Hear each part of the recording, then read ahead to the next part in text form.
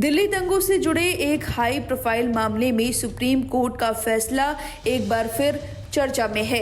करीब 5 साल से जेल में बंद उमर खालिद और शर्जिल इमाम को जहां जमानत नहीं मिली, तो वहीं इस केस में गुलफिशा फातिमा, शिफा उर रहमान और मीरान हैदर समेत 5 आरोपियों को राहत दे दी गई।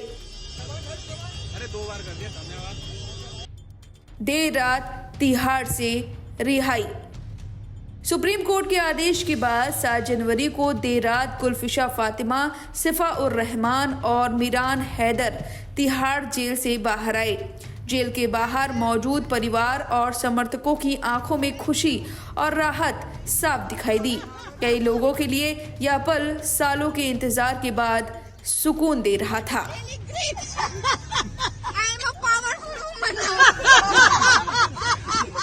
क्या है पूरा मामला? फरवरी 2020 में नॉर्थ ईस्ट दिल्ली में हुए दंगों के दौरान हिंसा भड़काने और साजिश रचने का आरोप इन सभी पर लगा था। दिल्ली पुलिस ने इनके खिलाफ यूएपीए जैसी सख्त धाराएं लगाई। इसी वजह से सभी लंबे समय तक जेल में रहे और ट्रायल आगे नहीं बढ़ पाया। सुप्रीम कोर्ट ने साफ शब्दों में कहा, जमानत का मतलब बरी होना नहीं है। सुप्रीम कोर्ट का मानना था कि ट्रायल में अभी लंबा वक्त लग सकता है और किसी को अनिश्चित काल तक जेल में रखना न्याय संगत नहीं है। इसलिए कुछ आरोपियों को जमानत दे दी गई है, लेकिन जमानत के कुछ शर्त भी हैं। रिहा हुए आरोपियों को देश छोड़ने की अनुमति नहीं होगी, गवाहों से संपर्क नहीं कर सकेंगे, मामले को किसी भी तरह प्रभावित नहीं कर पाएंगे। अब चलिए सिलसिलेवार तरीके से जानते हैं कि आखिर ये 3 हैं कौन, जिनकी रिहाई के बाद कई लोगों के चेहरे पर मुस्कान आई है। इन पर कौन से आरोप लगे थे, इन्होंने क्या कुछ किया था। सबसे पहले बात करते हैं गुलफिशा फातिमा की। दिल्ली की रहने वाली MBA ग्रेजुएट हैं। उत्तर पूर्वी दिल्ली हिंसा की कथित बड़ी साजिश केस में आरोपी रही हैं। इस केस में सबसे लंबे समय तक जेल में रहने वाली एकमात्र महिला आरोपी हैं। पहले थाने की FIR में गिरफ्तारी हुई। आरोप था हत्या, दंगा, गैरकानूनी जमावड़ा, देशद्रोह। वहीं 13 मई 2020 को इस केस में जमानत मिली। बाद में दिल्ली पुलिस स्पेशल सेल ने अलग केस दर्ज किया।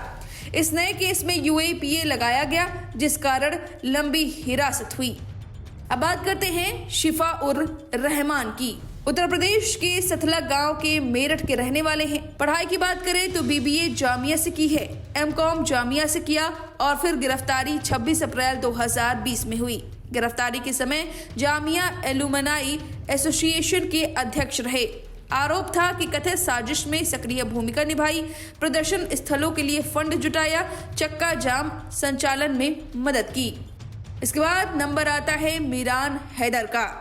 मीरान बिहार के रहने वाले हैं, जामिया मिल्लिया इस्लामिया के छात्र हैं, RJD युवा इकाई के दिल्ली प्रदेश अध्यक्ष रह चुके हैं। इनकी गिरफ्तारी हुई थी 1 अप्रैल 2020 को। आरोप था कथित साजिश में भागीदारी, चक्का जाम और प्रदर्शन गतिविधियों में सहयोग। पुलिस के मुताबिक शर्जिल इमाम और उमर खालिद से कथित संबंध थे।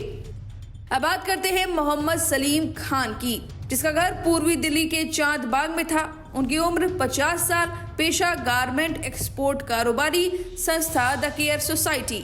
आरोप चांद बाग NTCA प्रदर्शन के प्रमुख आयोजक, मंच से भड़काऊ भाषण देने का आरोप। पुलिस का दावा 24 फरवरी 2020 की CCTV फुटेज सबूत छिपाने के लिए कैमरा तोड़ने का आरोप।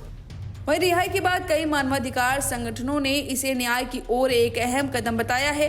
उनका कहना है कि दोष साबित हुए बिना सालों तक जेल में रखना सही नहीं है, लेकिन बहस अभी भी जारी है। एक तरफ जमानत मिलने को राहत माना जा रहा है, तो दूसरी ओर उमर खालिद और शर्जिल इमाम को जमानत न मिलना सवाल खड़े कर रहा है। क्या सभी के मामलों में एक सा नजरिया होना चाहिए या हर आरोपी की भूमिका अलग अलग है? दिल्ली दंगों का यह केस अब सिर्फ कानूनी नहीं, बल्कि सामाजिक और राजनीतिक बहस का भी बड़ा मुद्दा बन चुका है।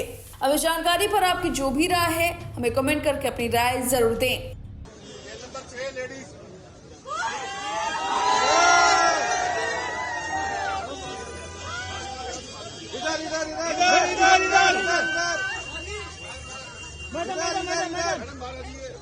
मैडम अरे 2 बार कर दिया, धन्यवाद।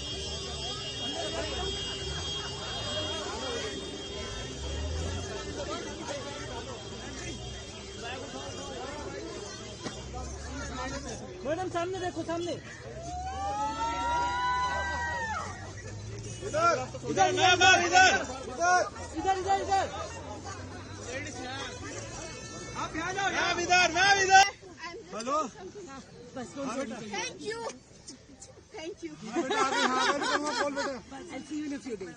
Okay? Yes. When things are settled a little. What is really great? I am a powerful woman now. इस मामले में और ये भी कहा देखिए, ये एक न्यायिक निर्णय है, लेकिन मैं इसमें इसलिए कम बोल रहा हूं क्योंकि जो लीड पहला केस था गुलफिशा का, इसमें मैं मेन वकील था। मुझे हर्ष है कि हमें बेल मिल गई, मैंने सिर्फ वही केस किया, तो मैं दूसरे केस में टिप्पणी करना उचित नहीं है। हाँ, मैं ये कह सकता हूं कि कुछ पक्ष पढ़ने से ये निर्णय, जो मैं समझता हूं पूरे विवेक के साथ दिया गया होगा, पूरे समझ के साथ दिया गया होगा जहां तक न्यायाधीशों का सवाल है, लेकिन कई मामले में, कई मायने में ये गलत है। सर, जेएनयू में प्रधानमंत्री मोदी और अमित शाह के खिलाफ आपत्तिजनक नारे लगाए गए, आज स्टूडेंट के खिलाफ FIR दर्ज हो गई है, क्या कहना? मैं हर चीज पर टिप्पणी नहीं कर सकता, क्या तथ्य मैं जानता था।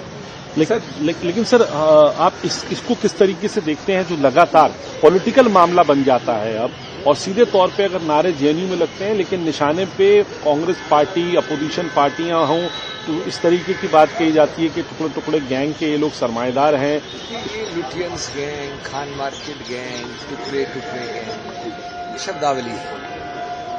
मैं समझता हूँ शब्दावली का एक ही उद्देश्य है कि जब से नेहरू जी से लेकर अब तो गांधी जी से भी लेकर आज तक न कुछ देश में निर्माण हुआ, यहाँ सिर्फ नकारात्मक राजनीति हुई, यहाँ सिर्फ तोड़फोड़ हुई, कोई स्तंभ नहीं है हमारे गणतंत्र के।